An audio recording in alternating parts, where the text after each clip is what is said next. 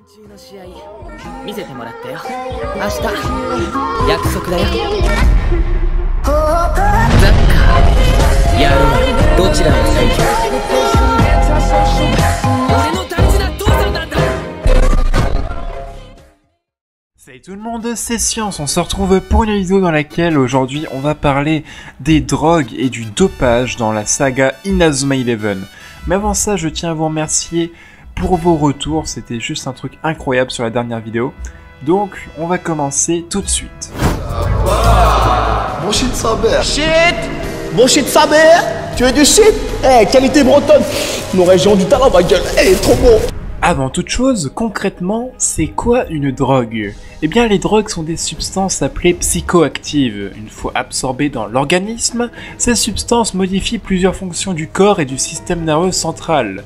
Elles peuvent avoir des effets sur les émotions, le comportement et l'humeur. Les drogues sont classées selon les effets qu'elles produisent sur le système nerveux central. Elles se divisent en 3 catégories. Les perturbateurs hallucinogènes, les dépresseurs et les stimulants.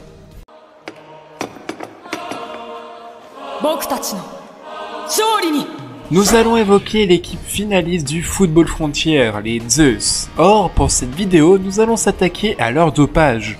Plus communément connu sous le nom du nectar des dieux, le nectar des dieux est une boisson inventée par Ray Dark, dopant temporairement les capacités physiques d'un joueur.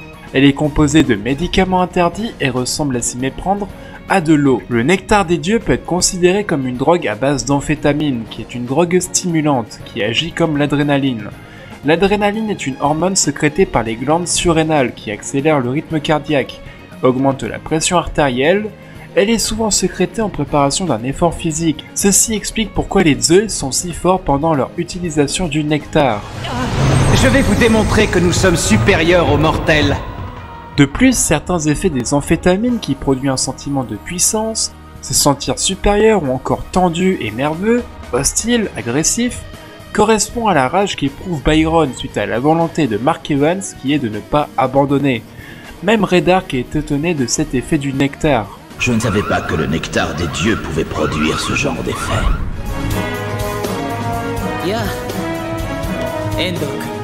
La météorite Allius est une roche venue de l'espace qui a la possibilité d'améliorer les capacités physiques des humains qui y sont exposés. Cette météorite a été utilisée par l'Académie Allius pour renforcer leur équipe de football. Plusieurs équipes ont été exposées à cette pierre, notamment les Empereurs Noirs, Tempête des Gémeaux et Epsilon, mais encore certains joueurs comme Caleb Stonewall de la nouvelle Royal Academy. Racaille. Concernant les effets de la pierre Allius, ils ressemblent à tout point au nectar des dieux, c'est-à-dire augmenter les capacités des joueurs, force, vitesse. Cependant, la pierre a d'autres capacités comme le contrôle mental que l'on voit durant le match Raymond versus Empereur Noir. Les anciens joueurs de Raymond ont une sorte de lueur violette dans les yeux que l'on peut associer au contrôle mental de la pierre. La pierre Allius semble aussi altérer la mémoire, car Kevin ne se souvient pas des événements qu'il a vécu avec Shaun. Tu ne te souviens pas à quel point tu étais frustré? Je ne vois pas de quoi tu parles, ça ne me dit rien du tout.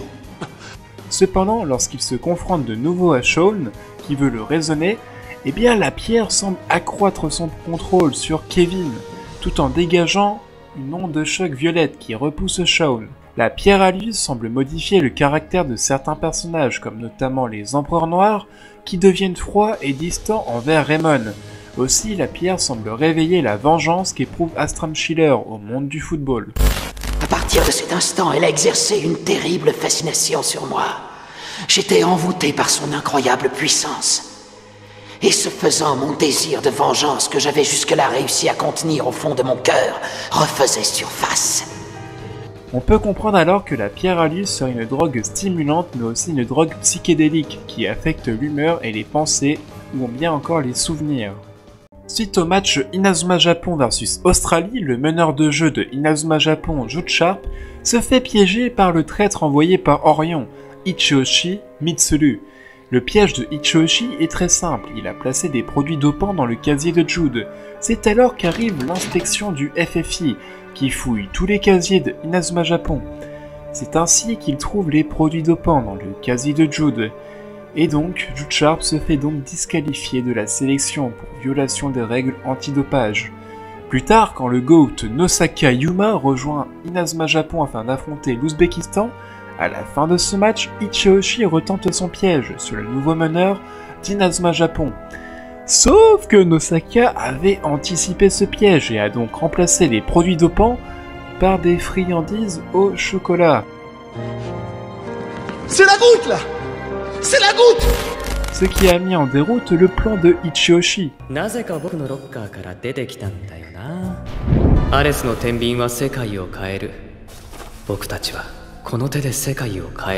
Le projet Ares est un programme éducatif développé par Gecko Electronic, qui permet aux utilisateurs de voir leurs capacités physiques et mentales s'améliorer. On comprend alors que le projet Ares se repose sur des drogues afin d'améliorer les capacités des joueurs, car on sait qu'ils utilisent des produits chimiques. Ces mêmes produits chimiques qui causent des effets secondaires absolument effroyables, comme des tumeurs au cerveau ou encore des esprits brisés, comme sur le personnage d'Akane. Tu es qui? Ce sont des conséquences des produits chimiques utilisés dans le cadre du projet. Ce sont des drogues psychotropes, c'est-à-dire l'ensemble des substances d'origine naturelle ou synthétiques qui peuvent, par leur action sur le système nerveux central, modifier l'activité mentale, les sensations et les comportements. De plus, selon l'OMS, l'Organisation mondiale de la santé, une drogue serait toutes les substances qui peuvent modifier la conscience et le comportement de l'utilisateur.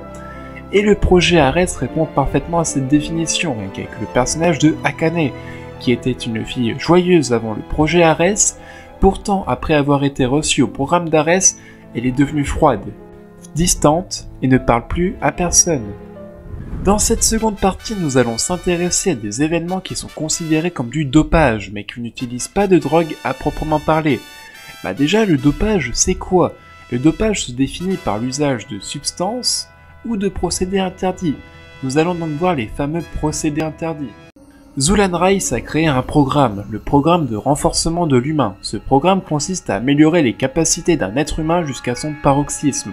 Le programme RH a été testé sur Macro Bingo et Julio Akuto en tant que cobaye afin d'améliorer le programme.